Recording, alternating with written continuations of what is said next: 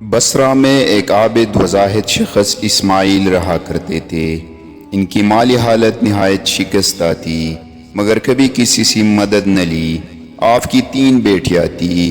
جس دن چوتھی بیٹی فدا ہوئی، آپ کے گھر چراغ جلانے کو تیل تک نہ تھا۔ بیوی کی پرزور اصرار پر آپ پڑوسی سے قرض مانگنے نکلے، مگر پڑوسی نے دروازہ تک نہ کھولا۔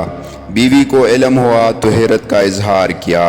آپ نے کہا، حیرت کیسی، جب ایک اللہ کا در چھوڑ کر کسی کی در پر جاؤ تو یہی ہوتا ہے۔ اسی پریشانی کی حالت میں آپ لیٹ گئے اور آنکھ لگ گئی۔ خواب میں دیکھا کہ رسالت مآب صلی اللہ علیہ وآلہ وسلم تشریف لائے ہیں اور فرماتے ہیں، اسماعیل اپنے بے سر و سامانی کا غم نہ کر، تیری یہ بیٹی اپنے وقت کی بہت بڑی عارفہ ہوگی، جس کی دعاؤں سے امت کے بہت سے اپرادھ بخشے جائیں گے۔ تجھ پر لازم ہے کہ تو حاکم بصرہ عیسیٰ زروان کے پاس جا اور اسے کہہ دے کہ وہ ہر رات 100 بار اور شب جمعہ کو 400 بار مجھ پر درود بیچتا ہے، مگر گزشتہ شب جمعہ اس نے مجھے یہ تحفہ نہ دیا۔